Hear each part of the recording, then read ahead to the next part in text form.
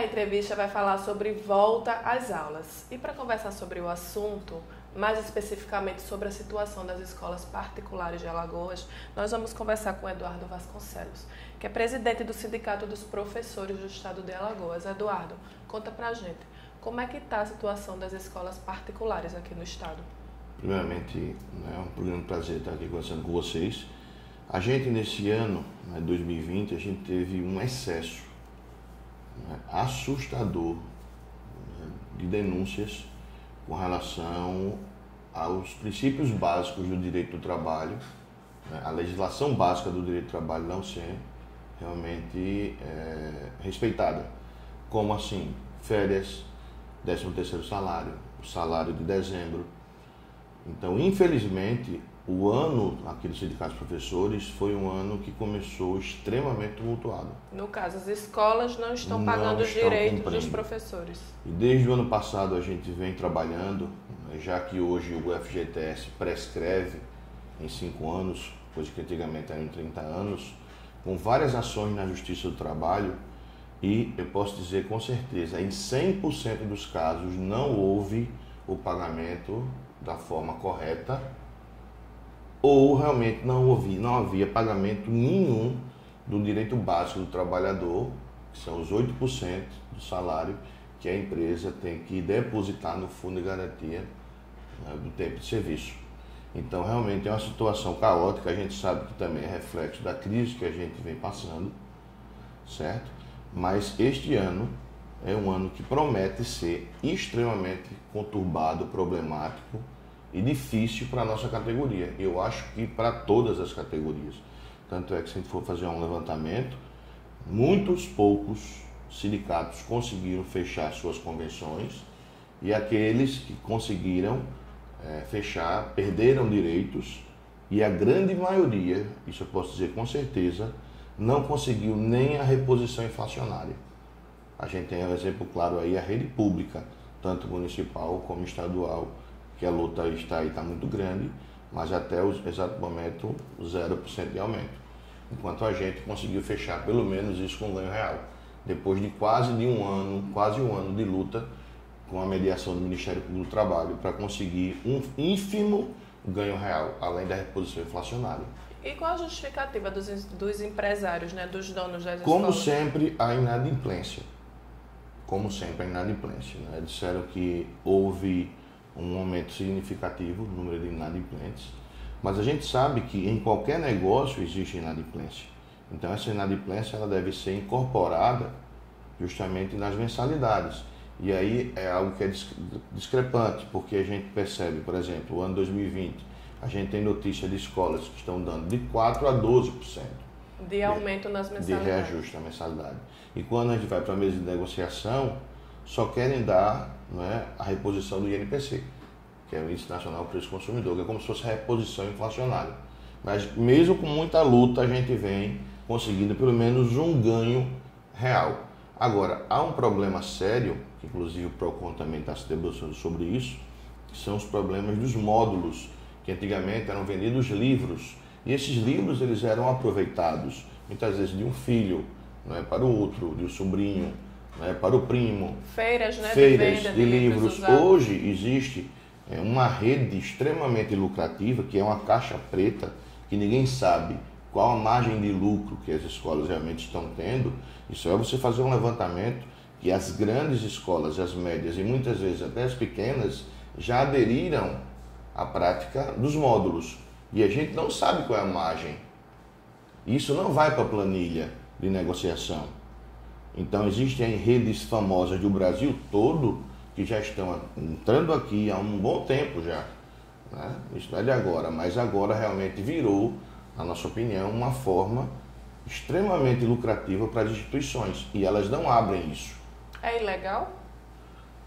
No meu entendimento do direito do consumidor, toda venda casada é ilegal. Aí resta saber se isso é venda casada ou não.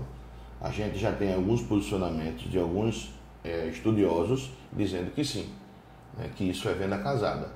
Então, a partir do momento que você não pode usar o livro de biologia da professora tal, da autora, e não poderia usar de outra pessoa, a partir do momento que você tem que usar aquele, tem que ser dentro do ano, é algo estranho. Né? Que o conhecimento ele não está tão dinâmico, principalmente em algumas áreas do conhecimento, de um ano para o outro, ser necessário mudar completamente o material didático. Então, é algo extremamente estranho, que a gente percebe que pode ser uma fonte lucrativa, e a gente não sabe a margem, e aí seria importante realmente o trabalho do PROCON e até do próprio Ministério Público, já que atinge a coletividade, para saber realmente o real valor de quanto a compra, certo? E a revenda para os pais. O que mais pode ser entendido como venda casada para que o consumidor esteja preparado, né, para reconhecer? Farda eu acho que nem tanto, porque muitas vezes você tem que ter uma certa demanda para poder até ser viável, né? Mas, pelo menos no âmbito educacional, a venda casada realmente que chegou de uma forma assim muito clara foi justamente a questão dos materiais. Né? O que é mais comum, por exemplo, em banco, é você ser obrigado a abrir a conta e ter seguro e ter aquela poupança forçada que você tem que fazer, isso é venda casada. Então há uma semelhança, se você for fazer uma analogia, se você tem que estudar, você tem que comprar um módulo, e esse módulo ele só dura um ano, né? Então isso não tem, na nossa opinião, outra forma de entendimento, apesar de que isso não há um entendimento ainda fechado. Por isso que os pais, né, que se sentirem lesados, podem e devem procurar o PROCON, inclusive também até a própria Justiça, para que aí a Justiça, ela sendo provocada, que ela só age assim, ela comece a se posicionar e aí cria aí algumas ações e algumas decisões que favoreçam esse trabalho. Por quê? Porque, na verdade, esse argumento da inadimplência, ele poderia ser combatido de várias formas. Né? Todos os negócios existem inadimplência, certo? Mas isso ser usado principalmente numa mesa de negociação para tentar retirar direitos e para atrapalhar, ou seja, a questão da valorização do trabalho docente, e não é só, infelizmente, do trabalho do professor, mas também do técnico e administrativo, isso é muito ruim. Porque, na verdade, a gente não só tem a questão econômica, a gente tem os professores adoecendo. E muitas vezes se dá pelo excesso de trabalho, porque ganha muito pouco, e para poder suprir essa necessidade, tem que trabalhar, muitas vezes, em 2 ou 3 redes. Eu já cheguei, por exemplo, a trabalhar em 8 instituições, escolas, cursos pré-vestibulares e também matéria isolada. Eu tinha mais de 60 horas por semana de carga horária. Então, isso é impossível, né, de ser administrado de uma forma saudável.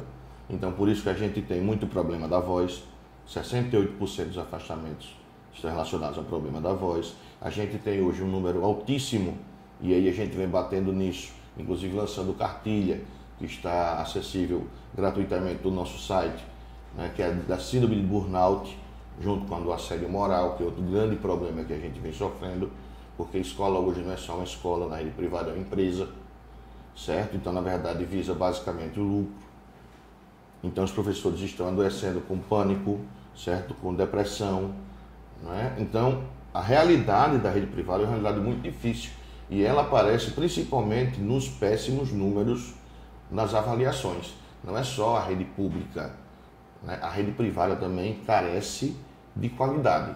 Os alunos acabam sendo aprovados para que a escola bata uma meta e acabam sendo pessoas despreparadas? Basicamente, há uma meta, certo? Há uma meta.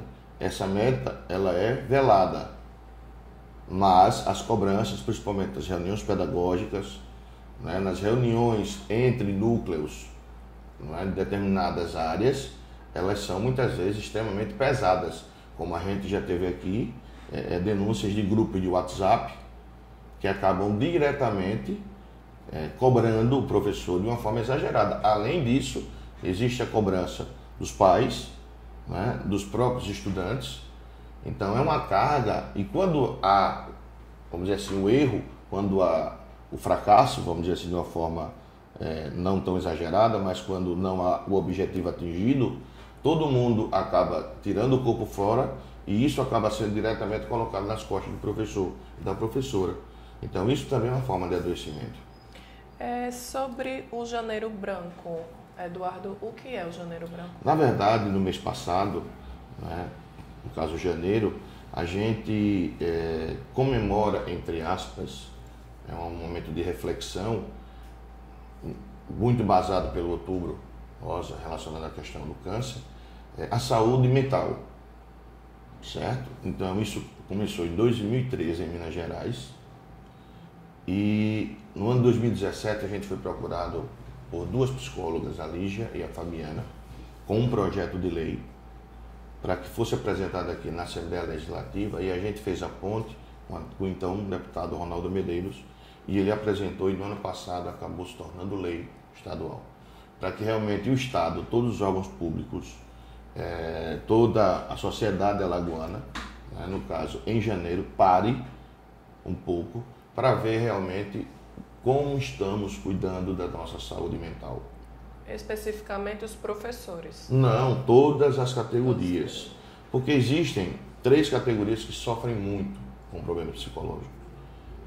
O pessoal da segurança pública, o pessoal da saúde e o pessoal da educação. Certo? Então, são pessoas que trabalham diretamente, muitas vezes em conflito com outras pessoas.